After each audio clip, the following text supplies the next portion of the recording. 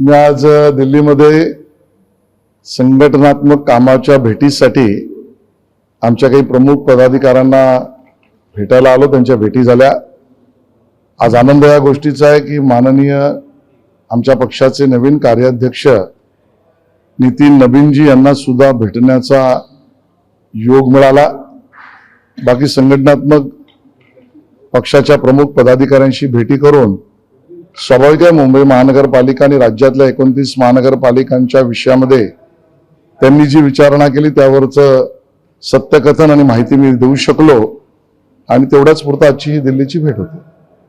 माननीय केंद्रीय संरक्षण मंत्री राजनाथ सिंगजींना सुद्धा भेटण्याची संधी मिळाली आणि त्यांनाही मुंबई महापालिका असेल किंवा राज्यातल्या 29 महापालिका चर्चेत जी माहिती देणं आवश्यक होतं तेवढं दिली. ठाकरे बंधूंनी निवडणुकांचं प्रचाराचा नारळ संयुक्त सभेत फोडला आहे. मुंबई, नाशिक, ठाणे, पुणे सगळ्या ठिकाणी एकत्र येणार आहेत. याचा फटका महायुतीला बसणार. कुठली सभा, कुठे सभा झाली मला माहित नाही. प्लॅन करतायत ते. आणि खरं तर त्यांचे कार्यकर्ते खाली एकमेकाचं डोकं फोडतील की काय, तो नारळ फोडण्याआधी सेना आणि मनसेला म्हणजे उभाटाला आणि मनसेला कार्यकर्ते एकमेकाचं डोकं फोडणार की नाही हे बघावं लागेल. आणि म्हणून पहिलं तर त्यांना युती घोषित करू द्या, त्याच्यावर प्रतिक्रिया नंतर देऊ. आणि राहता राहिला निवडणुकीत ते जर एकत्र आलेच तर काय होईल या प्रश्नाचं उत्तर एवढंच आहे, 0+0 केलं तरी अंकशास्त्रात शून्यच होता. शिराळ साहेब, एकनाथ शिंदे आणि तुमच्या पक्षाची युती मुंबई महानगरपालिकेला होती. माहिती अशी मिळते की 84 जागा ज्या शिवसेनेनं मागच्या एकत्रित शिवसेनेनं जिंकलेल्या होत्या त्याच्यावरती एकनाथ शिंदेच्या पक्षानं पुन्हा दावा केला की त्या जागा त्यांना अपेक्षित आहेत. आमच्या 2 बैठका झाल्या. या 2 बैठकांनंतर अतिशय सकारात्मक चर्चा होऊन शिवसेना एकनाथ शिंदेजींच्या नेतृत्वात आणि भारतीय जनता पक्ष आम्ही 227च्या 227 जागांवर आपली रणनीती काय असली पाहिजे ह्या दिशेने आम्ही पुढे गेलेलो आहोत.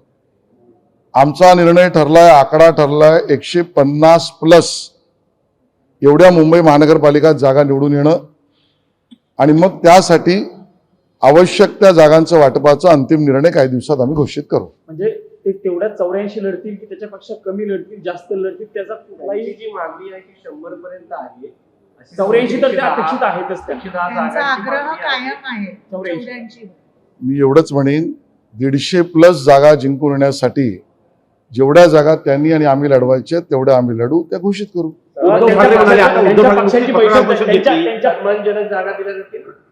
सर्वांचा सन्मान केला त्यांच्या पक्षाचं म्हणणं असं. आणि एकनाथजी शिंदे आमचेही नेते आहेत, महायुतीचे नेते आहेत आणि त्यामुळे सन्मान नाही, पूर्ण सन्मान आणि त्या पद्धतीची माहिती. आठवले वगैरे हे जे गट आहेत त्यांना कोणाच्या जागा दिल्या जातात. आरपीआय आमचा मित्र पक्ष आहे. स्वाभाविक आहे भारतीय जनता पक्ष आणि आरपीआय आम्ही एकत्र आहोत. एक बैठक सुद्धा आमची झाली. त्यामुळे आरपीआयच्या विषयामध्ये भारतीय जनता पक्ष त्यांचं पक्ष चिन्ह त्यांचं. आता उद्धव ठाकरेजी पत्रकार परिषद झाली, त्यांनी म्हटलं काल एका मंत्र्याचा राजीनामा झाला, सत्य कधी झाकून राहत नाही, आणखी एक मंत्री जायच्या तयारीत आहे, मुख्यमंत्री पांघरून घालू शकत नाही. मुख्यमंत्री कुठल्याही पद्धतीच्या चुकीच्या गोष्टीला पांघरून घालू शकतच नाहीत. उद्धवजींना आमचा सवाल आहे की तुम्ही कुठल्या कुठल्या गोष्टीवर पांघरून घालताय ते आधी सांगा. तुम्ही अजूनही मनसे बरोबर युती होते की नाही हे पांघरुणाखाली का ठेवलंय? उद्धवजी, तुमचा महापौर कुठल्या मोहल्ल्यातला येणार आहे की नाही यावर पांघरून घालून का ठेवलंय? उद्धवजी, तुमच्या पक्षातच उमेदवारांमध्ये 2 गट राहिलेले जे काय आहेत त्यांच्यामध्ये एक आदित्यजींना मानणारा, एक तुम्हाला मानणारा, याच्यावर किती वेळ पांघरून घालणार आहात याची उत्तर त्यांनी द्यावीत. नुकतीच मागणी आहे कोकाटेंना औषधात दिलासा मिळालाय, जामीन मंजूर झालाय, शिक्षेवर स्थगिती नाही. हे तुमच्याकडनं मला कळलं माहित नाही. शिलार साहेब, निवडणूक येतात तेव्हा मुंबई वेगळं करण्याचा घाट घातला जातो अशावर केले जाते. संजय राऊत आता पुन्हा म्हणतायत की मुंबई. असं बोलणाऱ्यांना, खोटं पसरवणाऱ्यांना, भ्रम पसरवणाऱ्यांना मुंबईकरांनीच लाथा मारल्या. प्रत्येक निवडणुकीमध्ये हीच पोपटपंची, हीच पोपटपंची, हीच पोपटपंची. संजय राऊत असतील, उद्धवजी ठाकरे असतील, आदित्यजी ठाकरे असतील, अजून त्यांच्या पक्षाचे कोणी असतील. देवेंद्रजींनी तर विधानसभेत सुद्धा स्पष्ट सांगितलं आहे, जोवर चंद्र सूर्य तारे आहेत मुंबई महाराष्ट्रापासून वेगळं याचा विचारही कोणी करू शकत नाही. जो विचार करायचाही प्रयत्न करेल त्याच्या विरोधात भारतीय जनता पार्टी राहील. आणि म्हणून ज्या विषयामध्ये दमच नाही, ज्या बातम्या भ्रम पसरवण्यासाठी केल्या जात आहेत, त्यांना मुंबईकरांनी धडा शिकवलाय. तो 2014लाही असेच बोलले. उद्धवजींचा पक्ष, त्यांना त्यावेळेला मुंबईत पराजित केलंय मुंबईकरांनी. 2017मध्ये सुद्धा हीच फुपाटपंची त्यांनी केली, त्यावेळेलाही त्यांचा पराभव झाला. आणि आता 2024च्या नंतर आता होणाऱ्या आमच्या 26च्या निवडणुका यातही त्यांचा पराभव होईल. उद्धव ठाकरे असे म्हणतात ड्रग्सचा कारखाना सुषमाताईंनी पुढे आणला आहे. गृहमंत्री मुख्यमंत्री दखल घ्यायला तयार नाही. गृहमंत्र्यांचं संपूर्ण लक्ष आहे.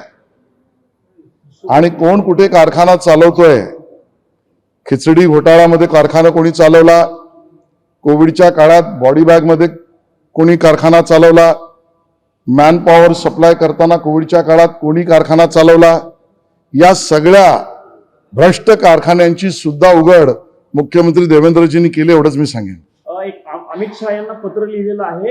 एकनाथ उद्धव ठाकरे यांच्या शिवसेनेच्या खासदारांनी त्यांनी मागणी केलेली आहे की एकनाथ शिंदे यांच्या भावाचं थेटपणे नाव त्या ड्रग्ज साताऱ्यातल्या प्रकरणामध्ये येते, त्याच्यामुळे त्यांना पदापासून बाजूला केलं जावं अशी मागणी केलेली आहे. तर ती त्यांच्या मनातली असलेली भीती बोलते.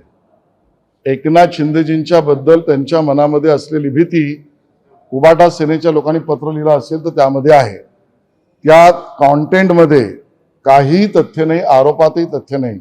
पण मला प्रश्न विचारायचा आहे उद्धवजींना की जर एवढा तुमचा विश्वास अमितभाईंवर आहे की त्यांना पत्र रूपाने तुम्ही मागणी करताय, तर उद्धवजी एक दिवस याच दिल्लीला आणि अमितभाईंच्या पायाजवळ बसा आणि त्यांच्यावरचा विश्वास व्यक्त करा. कोणता विश्वास व्यक्त करायचा? त्यांचा विश्वास असेल तर व्यक्त करा. ते पत्र लिहित आहे, त्यांचे खासदार लिहित आहेत. त्यांच्याच पक्षाचे खासदार आहेत ना. मग उद्धवजींनी त्यांचा एवढा जर विश्वास अमितभाईंवर पत्र लिहून मागणी करण्यापर्यंत आहे तर अमितभाईंच्या चरणापाशी येऊन बसावं. बसू शकतात ते त्यांच्या चरणापाशी येऊन? ते मला माहित नाही. आले तर अमित शहा त्यांना नवाब मलिकांना तुम्ही सोबत घेत नाहीये काही मुद्द्यांवर हिंदुत्वाच्या वगैरे, पण त्यांच्या मुलीचं पाठिंब्याने सरकार चालतं. ते जेव्हा आवश्यक असतं त्यांच्या मुलीच्या उमेदवारीला आमचं समर्थन नव्हतं, कालही नव्हतं, आजही नाही, उद्याही असणार नाही.